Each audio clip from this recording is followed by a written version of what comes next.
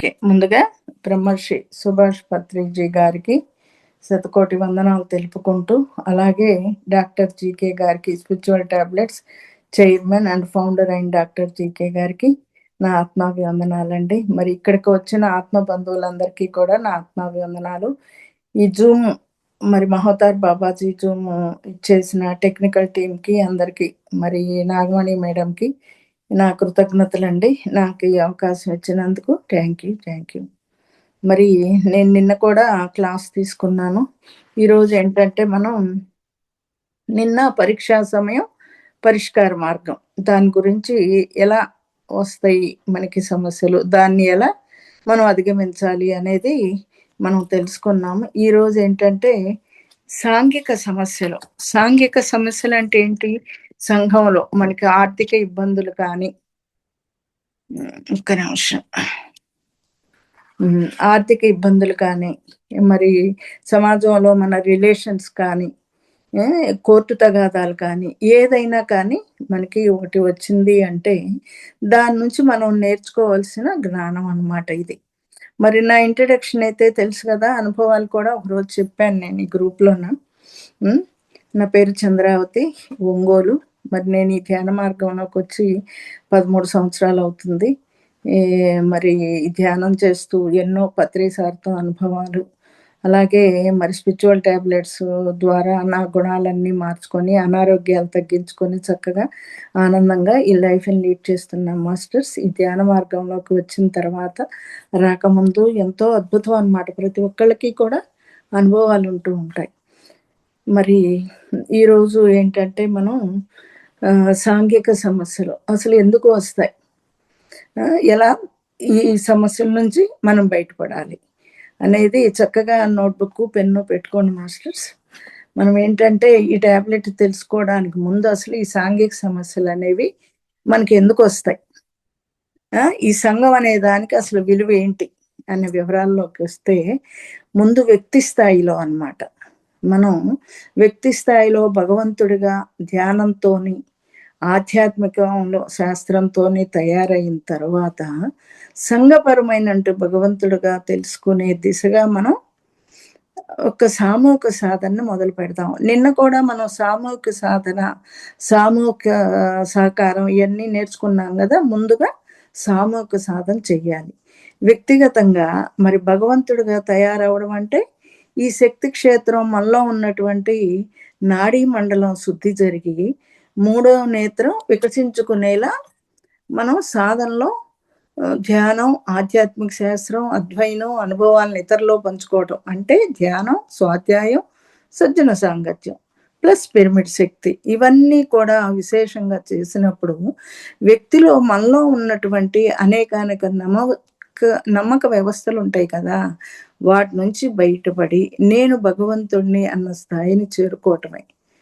అయితే తదుపరి సంఘంలో ఉన్నటువంటి సకల జీవరాశులు అంటే ఖనిజ సామ్రాజ్యం, వృక్ష సామ్రాజ్యం, నెక్స్ట్ జంతు సామ్రాజ్యం, వీటన్నిటి నుంచి కూడా మనం ఏం తీసుకుంటాం, నిన్న కూడా చెప్పుకున్నాం, మనం ఆ ఎనర్జీ అనేది తీసుకుంటూ ఉంటాం అన్నమాట. వాటి నుంచి కూడా మనకి కొంచెం వాటన్నిటి నుంచి కూడా మనం ఎనర్జీ తీసుకుంటూ ఉంటాం అన్నమాట. మనుష్య సామ్రాజ్యం, మరి జంతు సామ్రాజ్యం, దైవ సామ్రాజ్యం, ఇవన్నీ కలగలిపి మనకి పరిపూర్ణంగా నేను భగవంతుడిని అన్న స్థాయికి మనం ఎదగాలన్నమాట. నేను భగవంతుడిని అన్న స్థాయికి ఎదగాలి అన్నటువంటి అవసరం కూడా ఏర్పడద్దు మనకి ఈ నాలెడ్జ్ తీసుకోవాలంటే. అప్పుడు మనకి మనం సర్వత్రా ఉన్న చైతన్యం, మనం ఎక్కడ చైతన్యం అన్నిట్లో ఉన్నాం. ఫస్ట్ ఎలా ఉన్నాం మనం? మినరల్ కింగ్డమ్, ఖనిజ సామ్రాజ్యంలో నుంచి చెట్లులాగా వచ్చాం వృక్ష సామ్రాజ్యంలోకి, వృక్ష సామ్రాజ్యం నుంచి జంతువులుగా వచ్చాం, గమనం కదిలేదాన్ని, జంతు సామ్రాజ్యం నుంచి మానవ సామ్రాజ్యం, మానవ సామ్రాజ్యం నుంచి దైవ సామ్రాజ్యం, ఇలా అన్నిట్లో మనమే ఉన్నాం కదా. అంతటా సకల జీవి రాశుల పట్ల కూడా అన్ని కూడా మనమే ఉన్నాం అన్నమాట. దీంట్లో భాగంగా మనం ఏకత్వం అంటే వన్నెస్, ఏకత్వ భావన అంటే వన్నెస్ అంటే సర్వత్రా నేను ఉన్నాను అనేది.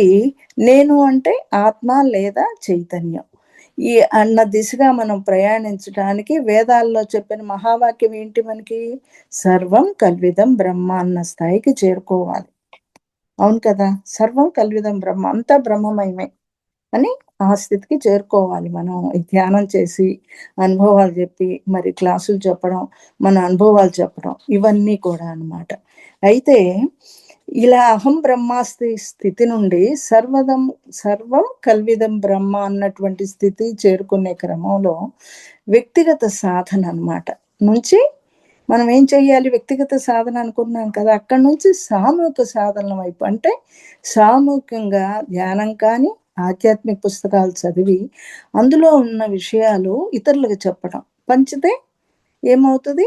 పెంచబడుతది. సార్ చెప్పారు కదా! మరి పత్రి సారు పంచుతూ ఉండాలి. పంచితే ఆటోమేటిక్‌గా పంచబడతదనమాట. అంటే ఇట్లా ఎప్పుడైతే మనం పుస్తకాలు చదివి అందులో ఉన్న విషయాలు మరి అందరికీ చెప్పడం.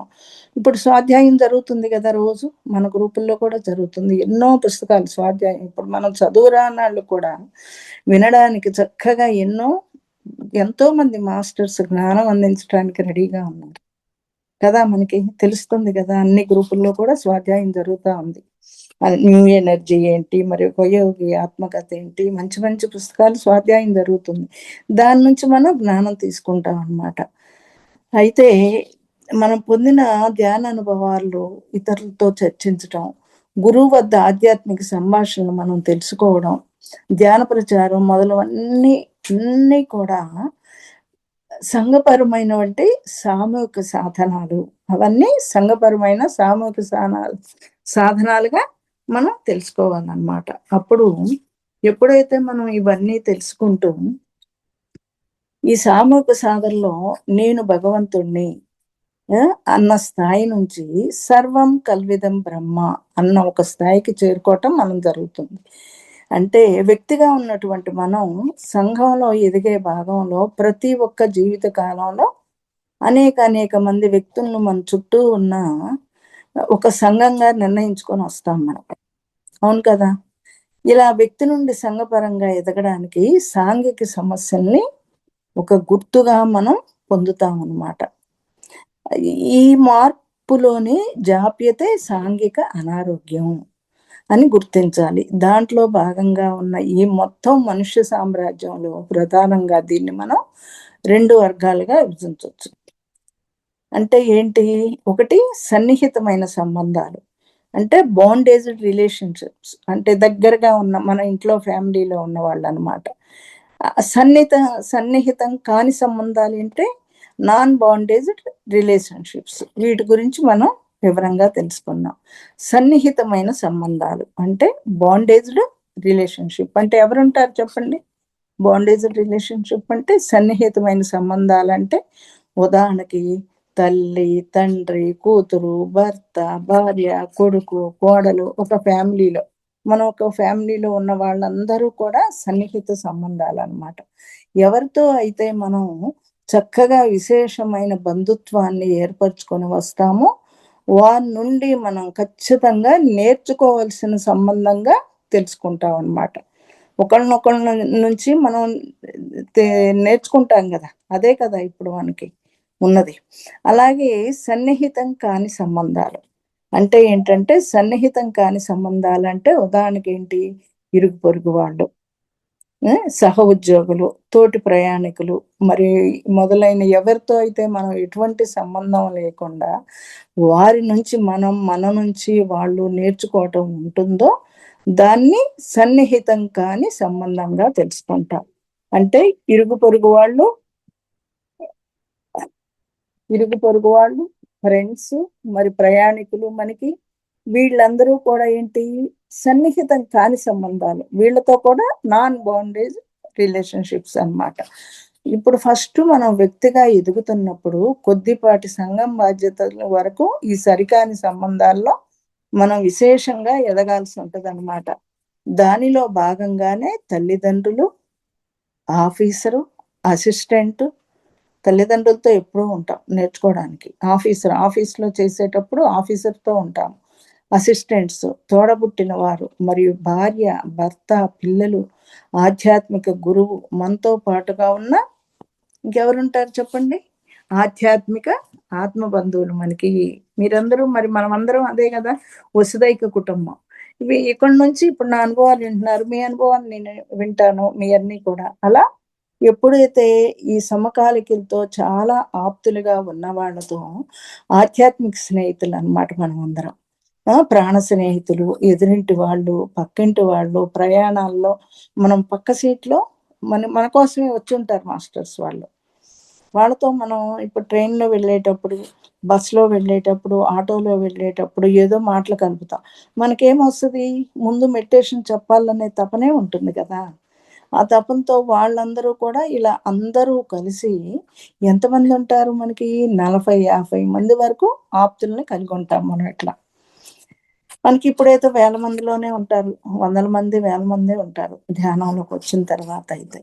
కానీ ఈ విధంగా కొంతమంది ఆప్తులను మనం బంధంగా నిర్ణయించుకొని వచ్చామో, వాళ్ళకి జ్ఞానపరంగా ఇవ్వాల్సినయి, వారి నుండి మనం జ్ఞానపరంగా తెలుసుకోవాల్సినయి అన్న వాటి మీద పూర్తిగా ఇంట్రెస్ట్ పెట్టాలి మనం. అక్కడ మనం నేర్చుకోవాల్సిన ఆధ్యాత్మిక పాఠాలు అంటే జ్ఞానం అన్నమాట. ఆ జ్ఞానం నేర్చుకొని నేర్పవలసిన ఆధ్యాత్మిక శాస్త్రీయమైన బాధ్యతలు కూడా ఎప్పుడైతే పూర్తి చేస్తామో అప్పుడు ఈ సరికాని సంబంధాలు నుంచి సరి అయిన సంబంధాలుగా మనం ఎదుగుతాం అన్నమాట. మనకి సరికాని సంబంధాలు కొన్ని ఉంటాయి. కానీ వీళ్ళందరితో మనం నాలెడ్జ్ పంచుకుంటూ, వాళ్ళ నాలెడ్జ్ మనం తీసుకుంటూ ఉంటామో అప్పుడు సరి అయిన సంబంధాలుగా ఏర్పడతాయి అన్నమాట ఇవన్నీ కూడా. అట్లా ఈ ఇప్పుడు ఇక్కడ సన్నిహితం కాని సంబంధాల స్థాయి సంఘంలోకెళ్తాం. ఈ సంఘంలో ఉన్నటువంటి అనేక వ్యక్తులతో మనం నేర్చుకున్న జ్ఞానం ఇవ్వడం, మరి వాళ్ళ దగ్గర తీసుకోవడం అనేది జ్ఞాన స్థాయిలో కానీ, ఎవరైతే కర్మయోగం స్థితిలో ఉంటారో, కర్మయోగం అంటే సమాజ సేవ అన్నమాట.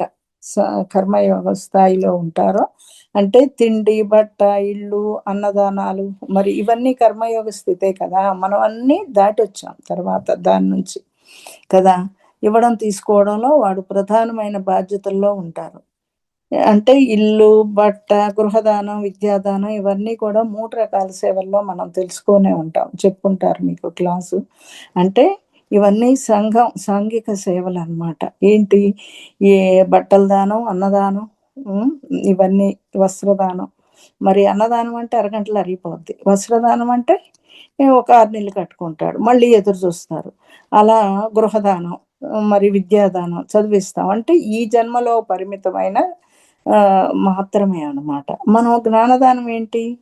తర్వాత ఏమొస్తదంటే శరణాగతి సేవొస్తది. అంటే ఒక గురువుని, ఒక చెందేర్సామో, మరి సాయిబాబానో అడ్డం పెట్టుకొని మనం ఆ గురువు ద్వారా అన్నదానాలు ఇవన్నీ చేస్తుంటాం. ఇది కూడా మన జ్ఞాన నేత్రానికి అడ్డే అన్నమాట.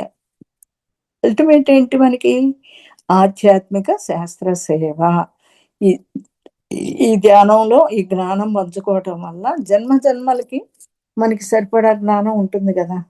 ఈ సేవలనమాట. మనకి పరిచయం లేనటువంటి వ్యక్తులు, ఇతర జిల్లాల్లో, పక్క రాష్ట్రాల్లో, పక్క దేశాల్లో ఉన్న వారి పట్ల మనకు ఉన్నటువంటి బాధ్యతలను పరిపూర్ణంగా మనం నిర్వర్తించటమే ఈ సన్నిహితం కాని సంబంధాలు. సంఘపరమైన బాధ్యతగా మనం అర్థం చేసుకోవాలనమాట.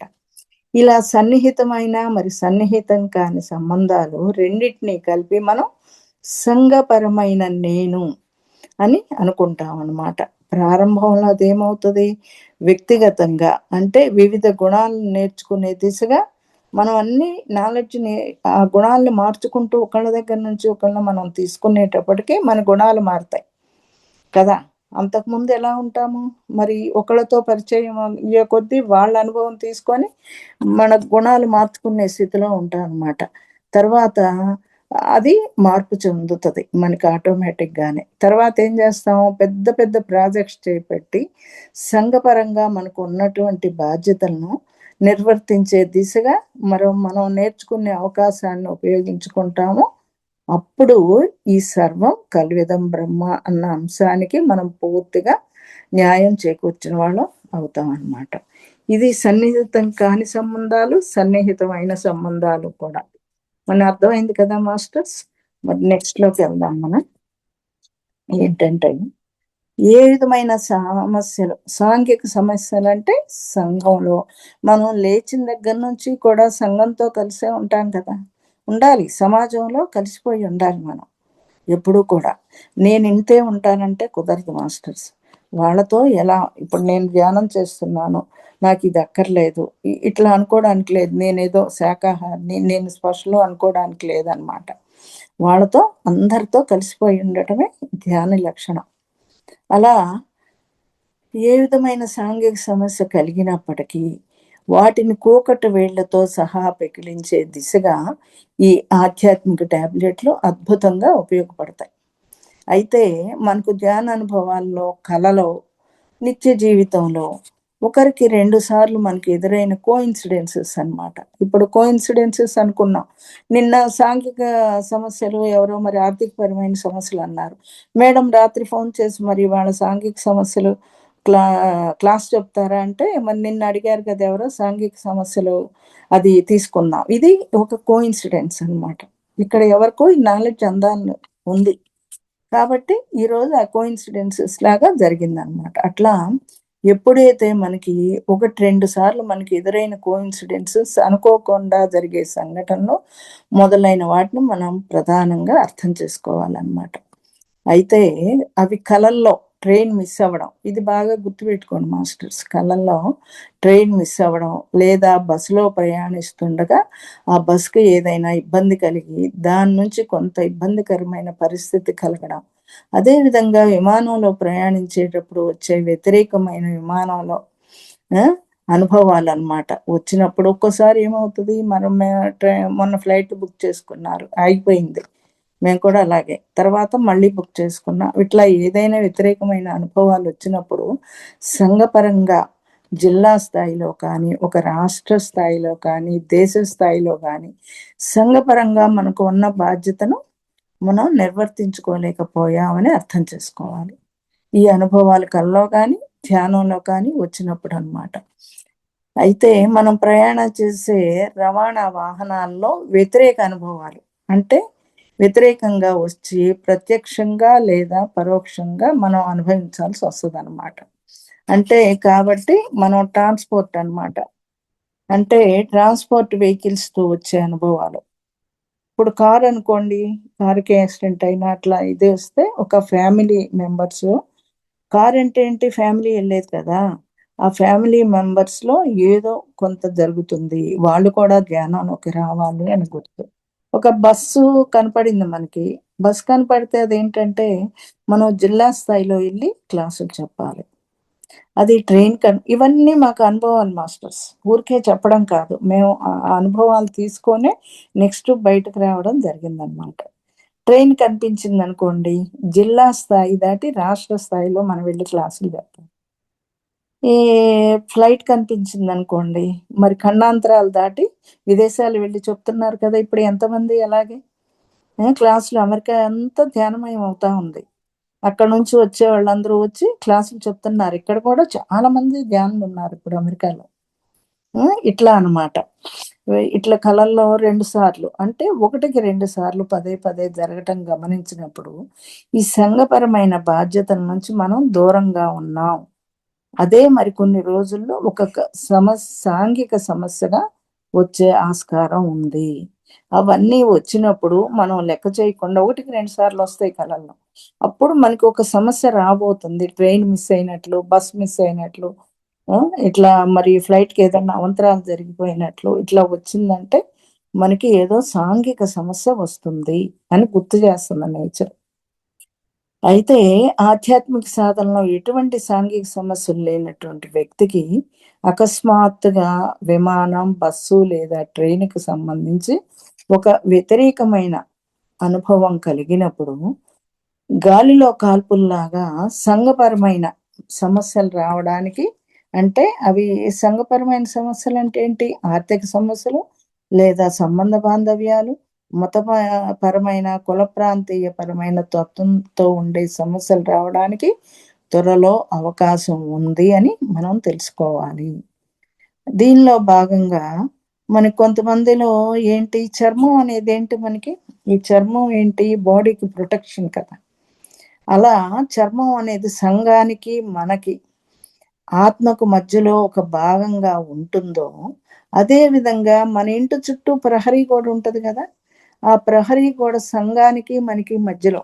ప్రహరీ గోడ లేకుంటే ఏమవుతది? ఇంట్లోకి ఎవరైనా రావచ్చు. కానీ ప్రహరీ గోడ ఉన్నందువల్ల మనకేమో వాళ్ళేం చేస్తారు? రావచ్చా? లేదా? బంధువులైతే డైరెక్ట్‌గా వచ్చేస్తారు.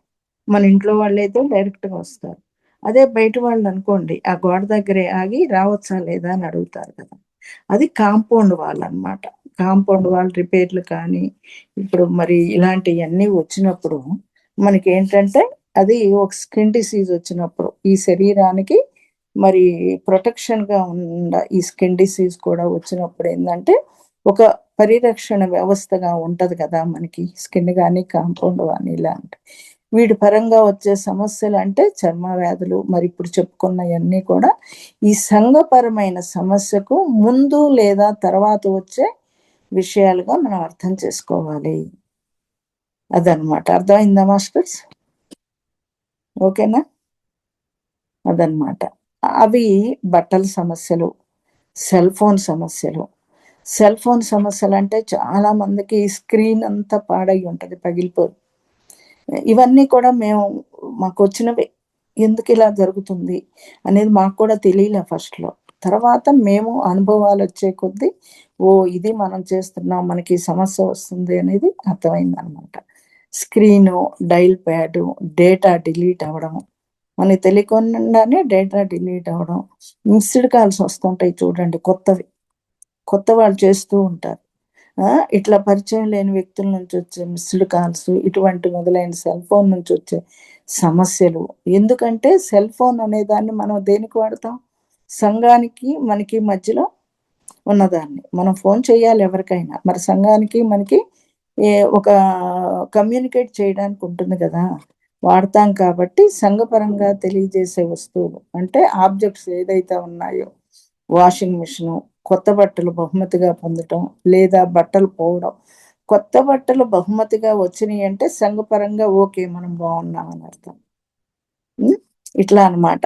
ఆబ్జెక్ట్స్, వాషింగ్ మిషను, కొత్త బట్టలు మరి రావటం, లేదా పోవటం, రోజువారీ బట్టలు వాడటానికి సంబంధించినవి, వాషింగ్ మిషన్ సమస్యలు, లేదా బట్టలు ఇస్త్రీకి సంబంధించినవి, ఇవన్నీ కూడా ప్రధానంగా మనం ఏం చేయాలంటే ముందు లేదా వెనక ఈ సాంఘిక సమస్యకి ఒక శకునంగా నిత్య జీవితంలో లేదా కళల్లో కానీ, ధ్యానానుభవాల్లో కానీ ఎదురవ్వడానికి అవకాశం ఉంది.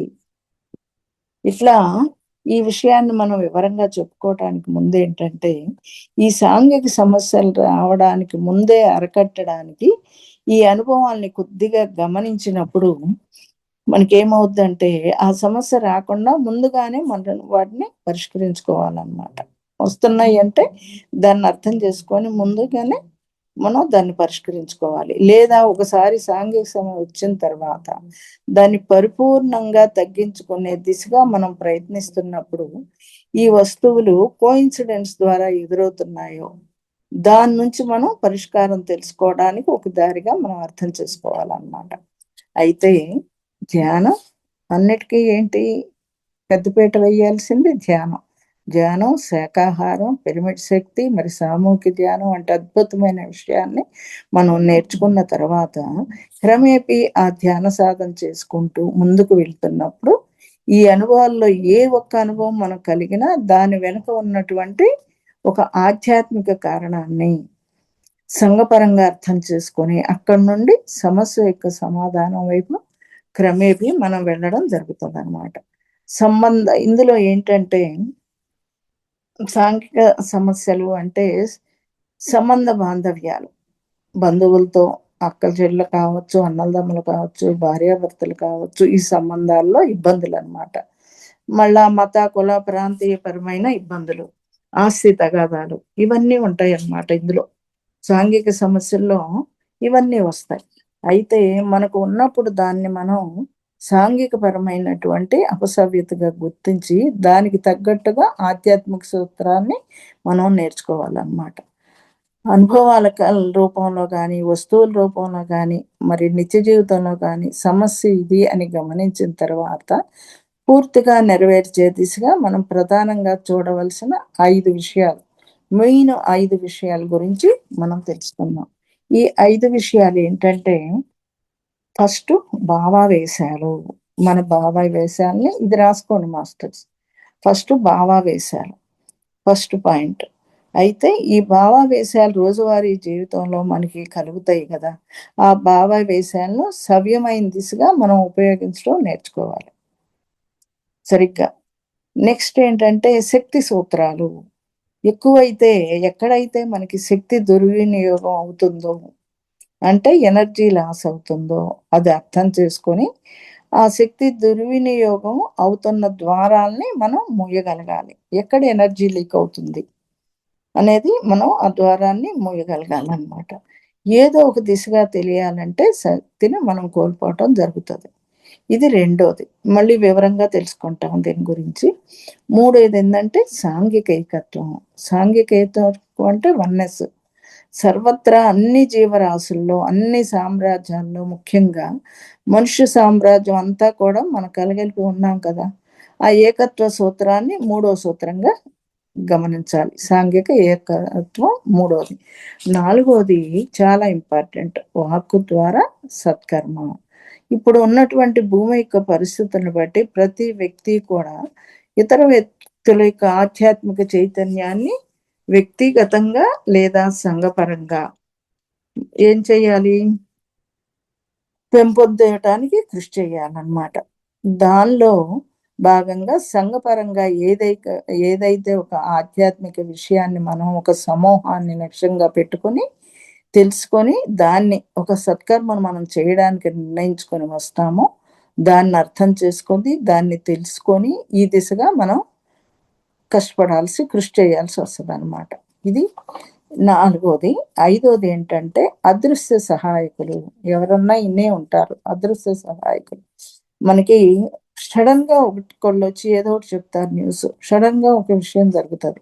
ఐదోది అదృశ్య సహాయకులు. అంటే ఒక మధ్యవర్తిగా ఉంటూ తీసుకున్న వాడికి తెలీదు, ఇచ్చేవాడికి తెలీదన్నట్టుగా ఒక చేతిలో చేసింది మనం కుడి చేత్తో దానం చేస్తాం. దానం చేసి ఎడం చేతికి కూడా తెలియకూడదంటారు కదా! ఎప్పుడైతే మనకి తెర వెనుక భాగంగా మధ్యలో ఒక వ్యక్తిగా ఉంటూ, ఏ ప్రదేశంలో, ఏ సందర్భంలో అయితే మన ద్వారా అవతల వారికి ధ్యానం, జ్ఞానం, సహాయం అందాల్సి వచ్చిందో దాన్ని మనం ఎవరికీ తెలియకుండా చేసి తి తిరిగి అది జరిగిన తర్వాత నేనే చేశాను, ఇప్పుడు నేనే నా వల్లే అయ్యింది అనేది లేదక్కడ. అని ఎప్పుడైతే అనుకుంటామో అక్కడ తర్వాత నేనే చేశాననేది నా ద్వారానే జరిగింది. అక్కడ నేనే ఉన్నాను అటువంటి మాటలు అక్కడ బయటకు రాకుండా ఒక అదృశ్య సహాయంగా మన యొక్క పనిని సైలెంట్‌గా నెరవేర్చి రావాలన్నమాట. ఇది ఐదోది. ఇప్పుడు ఒక్కొక్కటి వివరంగా తెలుసుకుందాం మనం. భావావేశాలన్నమాట. అదుపులో ఎలా పెట్టుకోవాలి? అంటే మనలో నిత్య జీవితంలో కలిగే భావావేశాలను సంపూర్ణంగా ఉపయోగించాలి. మనకు కలిగేటువంటి అనేక రకాలైన భావావేశాలను ప్రధానంగా ఒక శక్తిగా అర్థం చేసుకోవాలి. అంటే భావావేశాలు ఎక్కడుంటాయి? రెండవ చక్రం. స్వాదిష్టాన స్థాయి ప్రకారం మనకి అనేక భావావేశాలు. స్వాదిష్టాన చక్రం అంతా నేను, నేను, నేను అనే ఉంటది. అహంకారం ఉంటదక్కడ. అందుకే మనకి మరి ఈ అనారోగ్యాలు కూడా. హ్మ్. అంటే అవి ఇతర వస్తువులకి, వ్యక్తులకి తెలియజేయడానికి అంటే మన దగ్గర ఉన్నటువంటి విషయాన్ని అవతల వ్యక్తికి చేరవేయడంలో ఈ భావావేశాలు ప్రధానంగా ఏర్పడతాయి కదా! మన భావావేశాలు మాటలతోనే కదా మనం అవతల వ్యక్తికి చేరవేసేది. అయితే సరి అయిన సమయంలో, సరి అయిన వ్యక్తులతో మనం ఎంత స్థాయిలో ఇవ్వాలో అంత స్థాయిలోనే ఇవ్వాలి. కానీ ఒక షార్ట్ టెంపర్‌తో విపరీతమైన ఆవేశాన్ని అవతలి వ్యక్తి మీద చూపించటం, లేదా ఏదన్నా సమస్యొచ్చినప్పుడు విపరీతంగా ఏడవడం. ఈ జీవితం అసలబ్బా నాకక్కర్లేదు అనేది అనుకోవడం, అనే బాధాకరమైన పరిష్కారానికి వెళ్ళిపోవడం. ఇలా విపరీత చర్యలకి ఎప్పుడూ కూడా మనం లోను కాకూడదు. అంటే దాన్నక్కడే వదిలేయాలి. దాన్ని గురించి పెద్ద ఆలోచించి, ఏడ్చి మన ఎనర్జీ లాస్ చేసుకోకూడదు. ఎంత ఆవేశం కలిగినా దాన్ని ఎంతవరకో అంతవరకే ప్రదర్శించాలన్నమాట. ఇక శక్తి. రెండోది శక్తి. అంటే శక్తి సూత్రం అంటే ఏదైతే ఆధ్యాత్మిక సాధన నుంచి విశేషమైన శక్తిని మనం సంపాదిస్తూ, ఆ శక్తిని మనం ఎక్కడైతే దుర్వినియోగం చేస్తున్నామో దానిని మనం అరికట్టాలి. దాన్ని తెలుసుకోవాలి. ఆ శక్తి ఎక్కడ మనకి లీక్ అవుతా ఉంది అనేది అక్కడ తెలుసుకొని మనం ఏ దాన్ని మనం కంట్రోల్‌లో పెట్టుకోవాలి. అంటే మన సంకల్ప శక్తి ఇక్కడ చాలా ఉంటాయి మాస్టర్స్. 5 ఉంటాయి. మన సంకల్ప శక్తి, వాక్ శక్తి, మనం చేసే మాటలు కానీ, మనం సంకల్ప శక్తి, వాక్ శక్తి, స్థానబలం అంటే పొజిషను, మన సమయం, మన డబ్బు ఎక్కడైతే ఈ 5టిని మనం ఎలా ఉపయోగించాలి? ఇది చాలా ఇంపార్టెంట్ మాస్టర్స్. సంకల్ప శక్తి, వాక్ శక్తి, స్థానబలం, పొజిషన్ అన్నమాట. డబ్బు, టైము. ఈ 5 ఎక్కడ ఉపయోగించాలో అలాగే ఉపయోగించాలి. ఎప్పుడైతే ఈ 5టిని మిస్‌యూజ్ చేసుకుంటామో మన ఎనర్జీ అంతా లాస్ అన్నమాట. ఇక ఇట్లా ఈ 5టిని కర్మయోగ స్థాయి సహాయంతో ఇతరత్ర ఏ రకంగా అంటే వ్యక్తి యొక్క లేదా సంఘపరమైనటువంటి ఆధ్యాత్మిక ఆధ్యాత్మిక అభివృద్ధి కాకుండా మిగతా సందర్భాల్లోని ప్రదేశంలో మనం అనవసరంగా దుర్వినియోగం చేస్తామో వాటిని పూర్తిగా మనం అరికట్టాలన్నమాట. ఆ శక్తి అంతా కూడా మన ఆధ్యాత్మిక అభివృద్ధికి ఉపయోగపడే విధంగా చెయ్యాలి. ఏ సాంఘిక సమస్య మనకు ప్రధానంగా ఉందో దాన్ని పరిష్కరించుకునే దిశగా మనం పూర్తి శక్తివంతులుగా తయారవ్వాలన్నమాట. ఈ 5 తీసుకొని ఎనర్జీ తీసుకోవాలి. దాని నుంచి ఎక్కడ మాట్లాడాలి, ఎలా మాట్లాడాలి? పత్రిసారి చెప్తారు కదా! మితాహారం, యుక్తాహారం, నిరాహారం కదా! అట్లానే 5 వాక్కు కూడా అలాగే, ఆలోచన కూడా అలాగే, మితాలోచన, నిరాలోచన, యుక్తాలోచన. మరి ఇట్లా ప్రతి దాన్ని కూడా అలా మనం అనలైజ్ చేసుకుంటూ ఈ ముందుకెళ్ళాలి. మన శక్తిని దుర్వినియోగం చేసుకోకూడదనమాట. కాబట్టి ఈ రెండవ శక్తి సూత్రంలో మనం సంపాదించుకునే శక్తిని కేవలం వ్యక్తిగత ఆత్మజ్ఞానం యొక్క అభివృద్ధికి, మనకి ముందుకెళ్ళటానికి, ఆత్మ ఎదుగుదలకి, లేకపోతే సంఘపరమైన ఇప్పుడు సంఘంలో నలుగురికి చెప్పే క్లాసుల వల్ల కానీ, ఆత్మజ్ఞాన అభివృద్ధికి మాత్రమే వినియోగిస్తూ, ఎక్కడైతే అనవసరమైన విషయాల పట్ల మనకు సంబంధం లేని విషయాల్లో మనం జోక్యం కల్పించుకొని శక్తిని కోల్పోతూ ఉంటామో, అదేవిధంగా అనేక చోట్ల కర్మయోగ సేవలు అన్నదానం, భూదానం ఇందా చెప్పుకున్నాం. అన్నదానం, భూదానం, వస్త్రదానం, గోదానం, విద్యాదానం ఇటువంటి ఈ సాధారణ స్థాయి స్థూల శరీర అవగాహనతో ఉన్నటువంటి వ్యక్తులకు మనం సేవ చేస్తాము. వాటి నుంచి మనం పూర్తిగా బయటపడాల్సి వస్తుంది. మనం ఇందులోకి వచ్చాక మరి అన్నదానాలు, భూదానాలు, గోదానాలు ఇవన్నీ చేయడం లేదు కదా మాస్టర్స్. మనం ఏం చేస్తాం? ఆధ్యాత్మిక శాస్త్ర సేవ, ఒక పిరమిడ్లకు హెల్ప్ చేయడం కానీ, ఒక పాంప్లెంట్లు పంచడం కానీ, క్లాస్‌కి అరేంజ్ చేయడం గానీ, ఈ సేవలే చేస్తాం. దీనివల్ల మనకి నెక్స్ట్ జన్మకు కూడా ఎప్పటికీ కూడా ఈ ముందుకెళ్తూ ఉంటామనమాట. అదే కర్మయుగంలో సంఘపరమైన సాంఘిక సేవల్లో ఉండిపోకూడదు.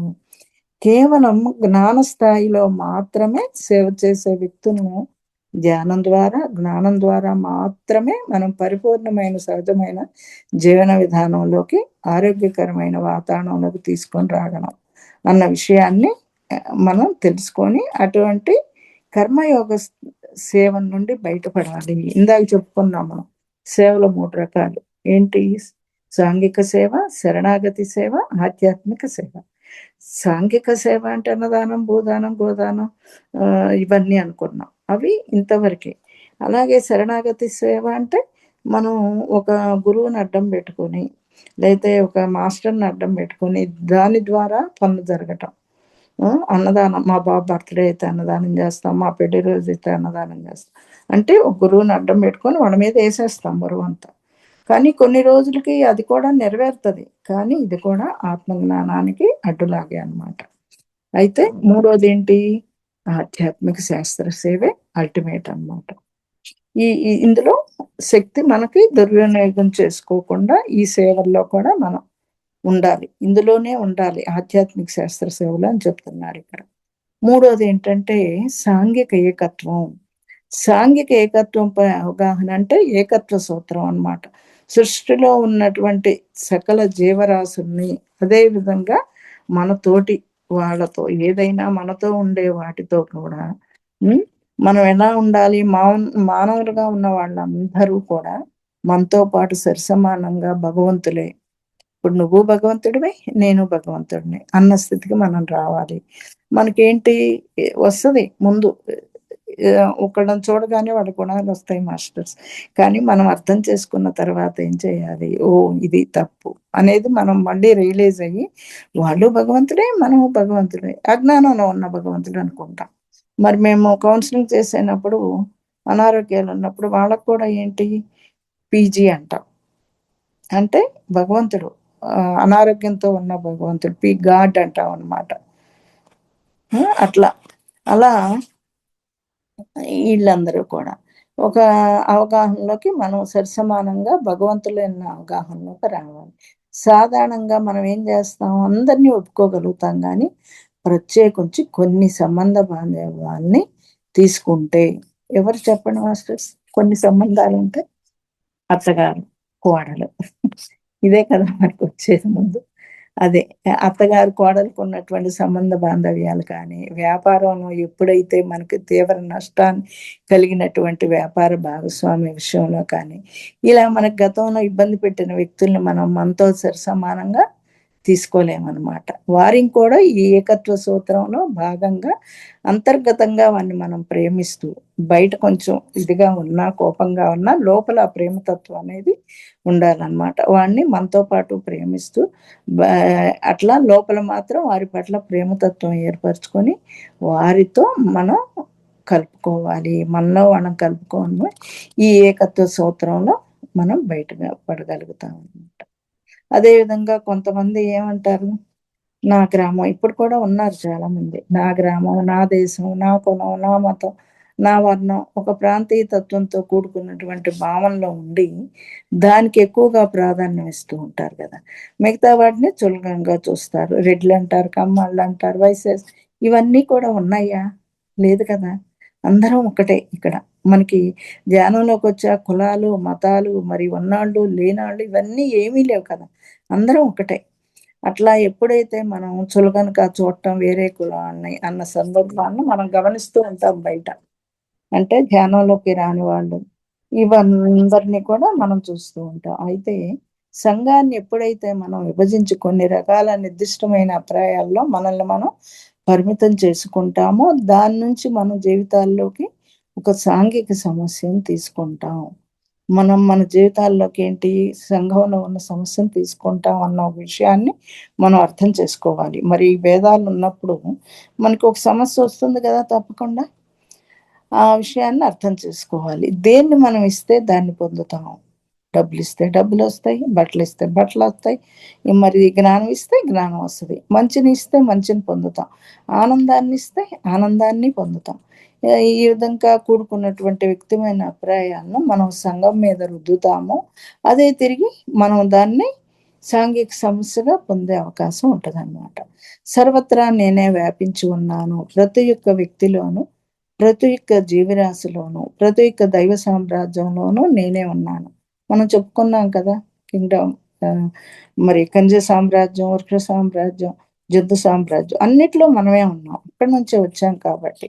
ఇవన్నీ కూడా ఏకత్వ సూత్రంలో ప్రధానంగా ముందు మనం నేర్చుకొని వాటిని ఆచరణలో పెట్టాలి. నెక్స్ట్ ఏంటంటే వాక్ ద్వారా సత్కర్మ. మెయిన్ ఏంటి మన వాక్కే కదా! అంటే ఇప్పుడు ఉన్న భూమి యొక్క చైతన్య పరిస్థితులను బట్టి ప్రతి ఒక్క వ్యక్తిలోనూ ఆధ్యాత్మిక చైతన్యం కలుగజేయాలి. నాలుగోది వాక్ ద్వారా సత్కర్మ అనమాట. అన్న దిశగా సమాజం మొత్తం కృషి చేయటం ఇప్పుడు జరుగుతుంది కదా మనకి. ఎప్పుడైతే మరి మనం ఒక 50 సంవత్సరాల ముందుకు మనం వెళ్ళి చూస్తే ఏం జరుగుతుంది? ప్రతి ఒక్క దేశం బ్రిటిష్ వారి పాదాల యొక్క నలిగి స్వాతంత్ర పోరాటం ప్రతి ఒక్క దేశంలో జరిగింది అప్పట్లో. మరి మనకి తెలిసిందే కదా! అప్పట్లో వ్యక్తులు వారి యొక్క జీవన విధానాన్ని సాగిస్తూనే కుటుంబంలో ఒక వ్యక్తి గాని, ఒక రోజులో కొంత సమయాన్ని గాని, సంకల్పాన్ని గాని వాళ్ళు కేటాయించి ఆ దేశం యొక్క స్వాతంత్రం పొందగలిగారో, అలా భూమి యొక్క పూర్తి స్వేచ్ఛ అప్పుడు ఎట్లా పొందగలిగారో ఆ భూమి యొక్క పూర్తి స్వేచ్ఛ, పూర్తి ఆధ్యాత్మిక చైతన్య స్థితి పెరగడంలో భాగంగా ఇప్పుడు ఉన్న కలి ప్రభావాన్ని ఇప్పుడు మరి ఎంతమంది ఎలా జరుగుతున్నాయి గొడవలు, ఇటు పక్క ధ్యానం పెరుగుతూ ఉంది. ధ్యానులు ఎక్కువవుతా ఉన్నారు. ఒక పక్క ఇంకా అకృత్యాలు కూడా ఎక్కువైపోతున్నాయండి.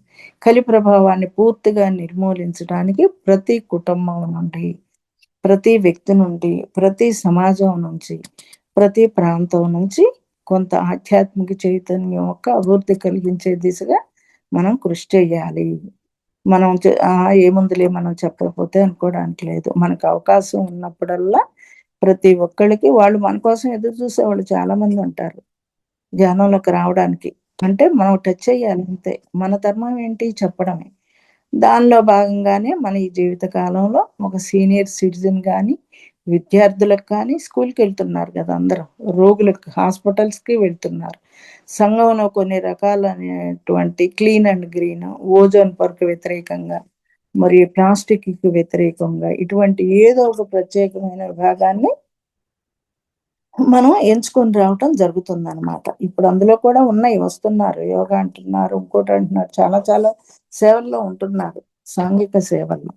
అయితే కొంత సమయాన్ని సంఘానికి మనం వెచ్చించి, మన ద్వారా ఏదైతే జ్ఞానం సంఘానికి అందాల్సి ఉందో, ఆ జ్ఞానాన్ని అందించే దిశగా మొదట ఆ జ్ఞానాన్ని మనం విశేషంగా అభివృద్ధి చేసుకోవడం.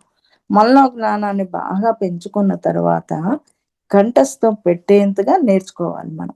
బాగా పెంచుకున్న తర్వాత అలా నేర్చుకున్న విజ్ఞానాన్ని మనం ఏం చేస్తాం? 10 మందికి తెలియజేస్తాం. అంటే ఒక వేమన కంఠస్థం అంటే ఏంటి? ఒక భగవద్గీత శ్లోకాలు, అందులో ఉన్న అర్థాలు, మరి వేమన పద్యాలు, ఆదిశంకరాచార్యులవి, హ్మ్. మరి ఇవన్నీ కూడా వీరబ్రహ్మేంద్ర స్వామి ఇయన్నీ కూడా బట్టి పడితే ఆ జ్ఞానం మనలో ఇంకిపోతూ ఉంటదనమాట. ఇట్లా ఇక్కడ వాక్ ద్వారా సత్కర్మ అన్న ఒక స్థాయిలో ఏదైతే విజ్ఞానం మన ద్వారా తోటి జ్ఞానులకు, తోటి సాధకులకు అందాల్సి ఉందో ఆ దిశగా మనం విశేషంగా కృషి చేసినప్పుడు ఆ సత్కర్మ నుంచి మనకు ఉన్న సాంఘిక పరమైన ఇబ్బంది కూడా తొలగుతది. అర్థమైందా మాస్టర్స్ మరి? వాక్ ద్వారా సత్కర్మ. మనం అన్నీ నేర్చుకొని, ఆ జ్ఞానాన్ని ఇంప్లిమెంట్ చేసుకొని, ఇంకోళ్ళకి పంచాలనమాట. అప్పుడు మనకున్న సమాజంలో ఉన్న ఇబ్బందులు నుంచి బయటపడతామనమాట. ఇక్కడ 3 టాబ్లెట్ల అంశంలో చెప్పుకున్న ఆత్మ కుటుంబ ధర్మాన్ని ఇక్కడ మనం మననం చేసుకోవాలి. ఆత్మ కుటుంబం అంటే ఏంటంటే, ఆనందో బ్రహ్మ ద్వారా చేయడానికి ఏదైనా ఒక సంగీత పరికరాన్ని, సంగీతాన్ని నేర్చుకొని ఇప్పుడు ఆనందో బ్రహ్మ చేస్తున్నాడు. ఎక్కడ బాగా తిరుపతిలో ఫస్టు పత్రి సార్ స్టార్ట్ చేశారు ఆనంద బ్రహ్మ. తర్వాత జీకే సార్ ఎవ్రీ ఇయర్ చేస్తున్నారు. అంటే ఆనంద బ్రహ్మ ఏంటంటే ఓన్లీ కూర్చొని ధ్యానం చేయటం గాదు. మనలో ఉన్న కళల్ని బయటికి తీసుకురావటం. ఒక డాన్స్ ఏంటి, సంగీతం ఏంటి, డ్రాయింగ్ ఏంటి, ఇవన్నీ కూడా మనలో ఉంటాయి.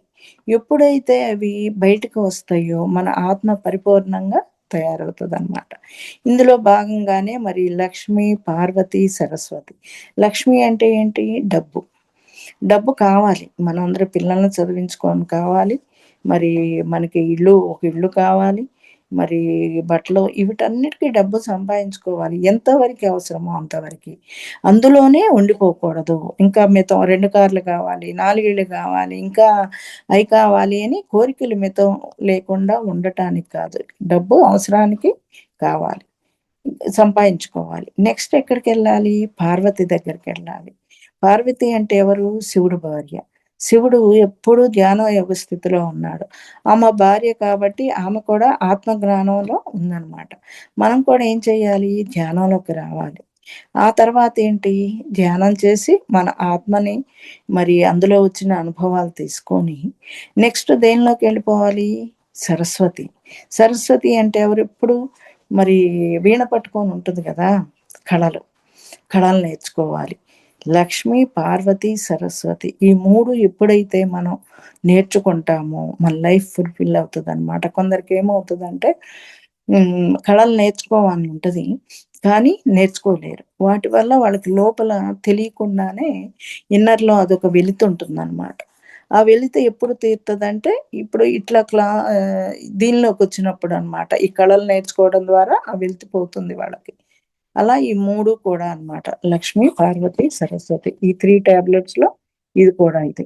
ఇట్లానే ఇవన్నీ నేర్చుకొని ఆధ్యాత్మిక పాలన అన్న అంశాన్ని తీసుకొని, మరి వచ్చిన వాళ్ళు ఆధ్యాత్మిక జ్ఞానాన్ని ముఖ్యంగా పరిపాలనా విభాగానికి సంబంధించిన రామరాజ్యం లాంటి కావాలని కదా Patri sir Pyramid Party of India పెట్టారు. తెలియక అందరూ ఈ రాజకీయాలేంటి మరి ఆధ్యాత్మికం అంటారంటారు. కానీ ఎందుకు పెట్టారు ఆయన ఓ పార్టీ గుర్తింపుకి? కొన్ని రోజులకి అదొస్తది తప్పకుండా. ఆయన ఏది అనుకుంటే పత్రి సార్ అది జరుగుతూనే ఉంది కదా! అంటే ఆత్మ జ్ఞానులే పరిపాలనా పరులు కావాలి అనేది ఆయన నినాదనమాట. ఇప్పుడు అలా పరిపాలనా విభాగానికి సంబంధించి నేర్చుకొని ఆ దిశగా వారు కృషి చేయడం జరుగుతదనమాట. కొంతమంది వ్యక్తుల్ని విశేషంగా ఆధ్యాత్మికంగా తయారు చేయటం అన్న భాగంలో పనిచేయగలుగుతారు. అందులో కొందరొస్తారు. అలాగే కాబట్టి ఇక్కడ వాక్కు ద్వారా సత్కర్మ అనేది ఒక్క వ్యక్తికి ఒక్కో రకంగా మారుతది. ఎవరు ఏ రకమైన వాక్క్షేత్రంలో సత్కర్మలు చేయడానికి వచ్చారో దాని గురించి మరింత వివరంగా ధ్యానానుభవాల ద్వారా, గురు సాంగత్యం ద్వారా తెలుసుకొని వాటిని ప్రతిరోజు కొంత సమయం పెట్టుకొని దాన్ని సంఘంలో మన బాధ్యతగా తీసుకోవాలి. వెళ్తాము. దాని నుంచి మనకు ఉన్న సాంఘిక సమస్యలు మనం తగ్గించుకోగలం. దీన్ని మనం మంచి కష్టాల్లో ఒక భాగంగా తెలియజేయడం జరుగుతుందన్నమాట. మంచి కష్టాలనే బుక్ కూడా రాశారు. అంటే ఏంటి? మంచి కష్టాలంటే మనం ఎప్పుడూ ప్రాపంచికంగా ఆలోచించేయన్నీ చెడ్డ కష్టాలు. ఆలోచించి ఏం చేస్తాం మనం? కానీ ఆ ప్లేస్‌లో మనం మంచి కష్టాలు అంటే ఒక పద్యాలు బట్టి పట్టడం, భగవద్గీత శ్లోకాలు బట్టి పట్టడం, సంగీతం నేర్చుకోవడం, టైం అంతా దీనిలో ఉందనుకోండి. ఆటోమేటిక్‌గా అవి మంచి కష్టాలన్నమాట. మనకున్న అవన్నీ కూడా చెడ్డ కష్టాలన్నీ తగ్గిపోతుంటాయి. ఇవి నేర్చుకునే కొద్దీ. ఇదనమాట మంచి కష్టాలు బుక్. తర్వాత ఏంటంటే లాస్ట్‌ది అదృశ్య సహాయకులు. అదృశ్య సహాయకులు అంటే నేను చేస్తున్నాను అనేది లేకుండా నా ద్వారా జరిగింది అన్న ఒక భావన కనిపించకుండా ఒక మధ్యవర్తిగా ఉంటూ మన ద్వారా సహాయం, ధ్యానం, జ్ఞానం సంఘానికి అందాల్సి ఉందో దాన్ని మనం నెమ్మదిగా చేసే విధంగా అర్థం చేసుకోవాలి. కాబట్టి జీవితంలో అనేక ప్రదేశాల్లో, సందర్భాల్లో ఇతరులకు ధ్యాన, జ్ఞానం అందించడానికి ఎన్నో అవకాశాలు మనకు కలుగుతుంటాయి. మనం ఏం చెప్తాంలే అనుకోకూడదు. మనకొస్తాయి అవకాశాలు తప్పకుండా. దాన్ని మనం యుటిలైజ్ చేసుకోవాలన్నమాట. కానీ మన పేరు బయటకు రాకుండా చేయడం అన్నదాన్ని మనం అర్థం చేసుకోవాలి. నేను అనేది లేదిక్కడ. ఆ మాస్టర్స్ ఇప్పుడు ఈ క్లాస్ జరుగుతుంది. ఆ మాస్టర్స్ అందిస్తేనే మనం చెప్పగలుగుతున్నాం. ఇక్కడ నేను కాదక్కడ. అట్లా మనం నేను అన్నదాన్ని ఒక ముఖ్యమైన ఇది ఒక స్థాయికి మించిన ఆర్థికపరమైన సమస్యలు, సంబంధ బాంధవ్యాలు గానీ ఎక్కడి నుంచైనా ఏదైనా ఒక అదృశ్య హస్తం అనేది వచ్చి ఆ సమస్య నుంచి మనల్ని బయటకు తీసుకెళ్తే బాగుంటుంది అని చాలా సందర్భాల్లో మనం కోరుకోవటం జరుగుతది. అబ్బా! ఈ సమస్యొచ్చింది. ఇది ఎవరో ఒకళ్ళొచ్చి మనకి తీరిస్తే బావుండనేది మనకనిపిస్తూ ఉంటదనమాట. అలా సమాజం నుంచి, సంఘం నుంచి, ప్రకృతి నుంచి ఏదైనా ఒక అదృశ్య హస్తం మనకున్న సమస్యల నుండి బయటకు తీయాలి అని మనం కోరుకుంటాము.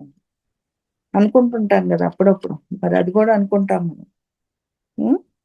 అలా అనుకుంటామో అదృశ్యహస్తంగా మనం సంఘంలో ఎన్ని చోట్ల నెరవేరుస్తున్నామా అన్న ప్రశ్నల్ని అక్కడికి మనమే వేసుకోవాలి.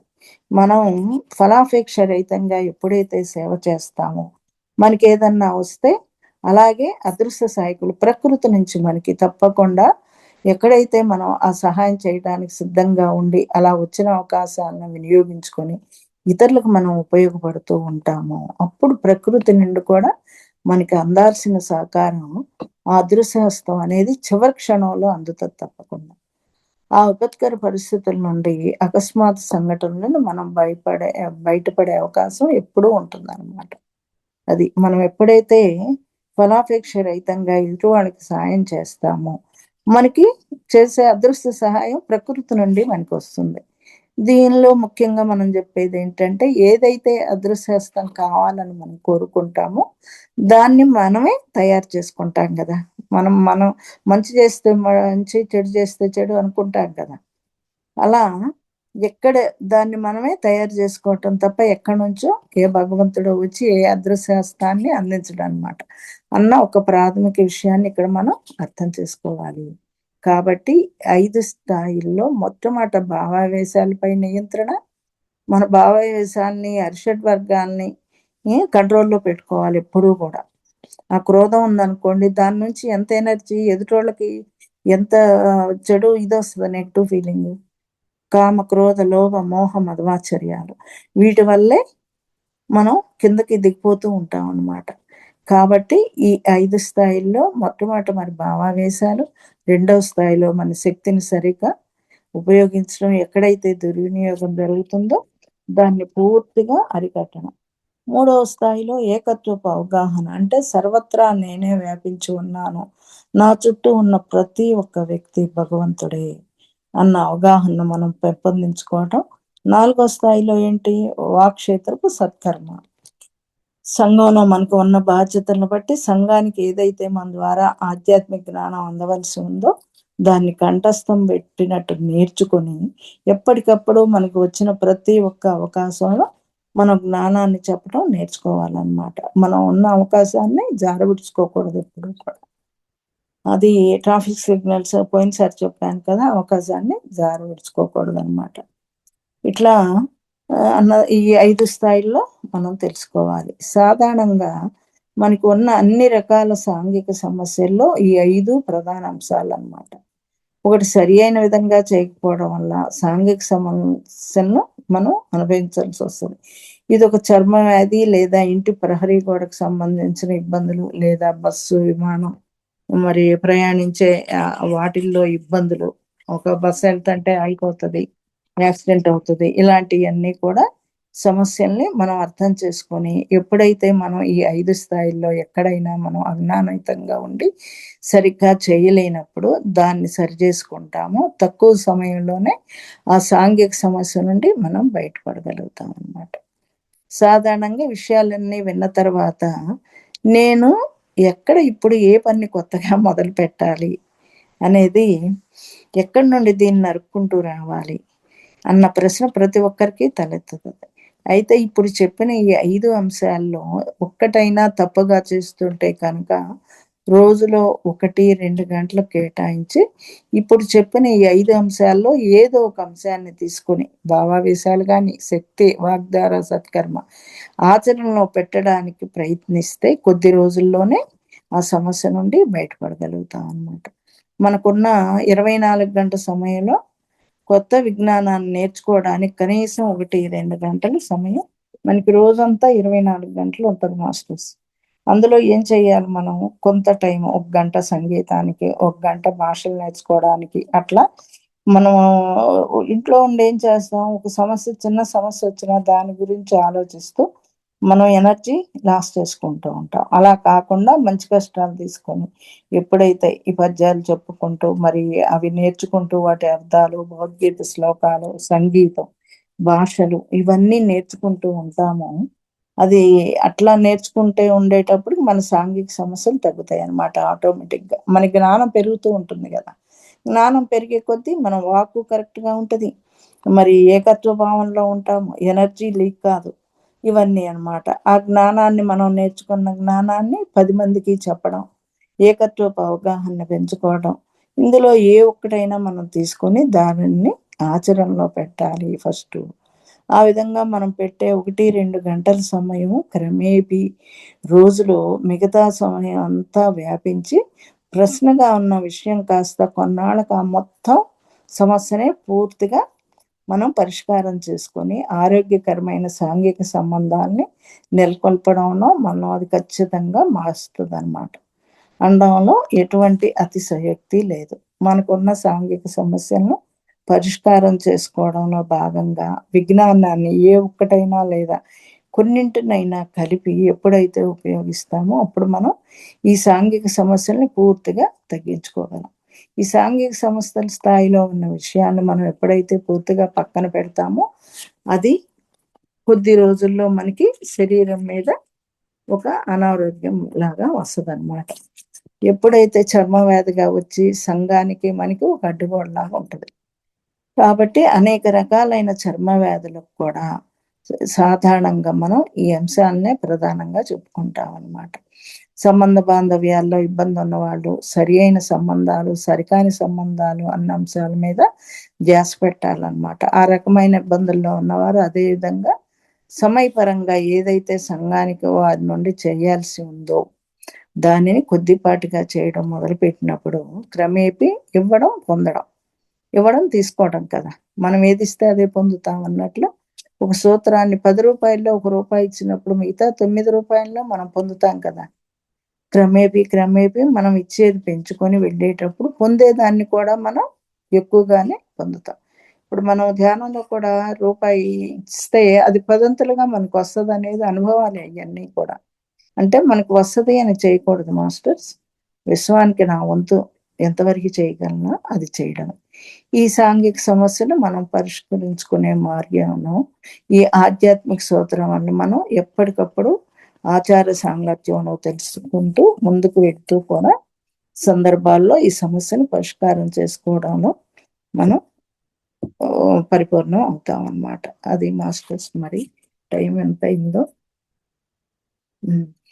ఏంటంటే ఇక్కడ అనారోగ్య సమస్యలు, సాంఘిక సమస్యలు, మరి ఒక బీపీ వచ్చింది, షుగర్ వచ్చింది అన్నప్పుడు ప్రతి సండే కూడా 10-1 వరకు మాకు ఆచార్య సాంగత్యం అని ఉంటుందన్నమాట.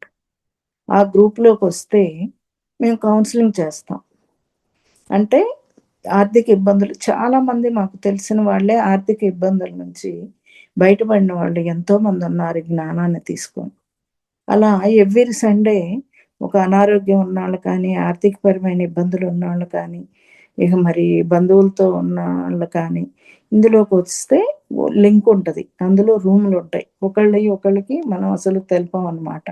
ఎవరిది వాళ్ళదే. ఇప్పుడు నేనున్నాను. నాకు సీనియర్ కౌన్సిలింగ్ రూమ్ అని ఉంటుంది. ఇంకొకళ్ళకి థైరాయిడ్ ఉన్నోళ్ళకి థైరాయిడ్ రూమ్ అని ఉంటుంది. స్వాదిష్టాన చక్రం లీకేజ్ ఉన్నోళ్ళు వాళ్ళకి అదుంటుంది. అట్లా 40, 50 రూములుంటాయి. ఫోన్‌లోనే ఎక్కడికి వెళ్ళక్కర్లా. ఆ ఫోన్‌లో అక్కడికి వస్తే సండే కౌన్సిలింగ్ ఇస్తాం.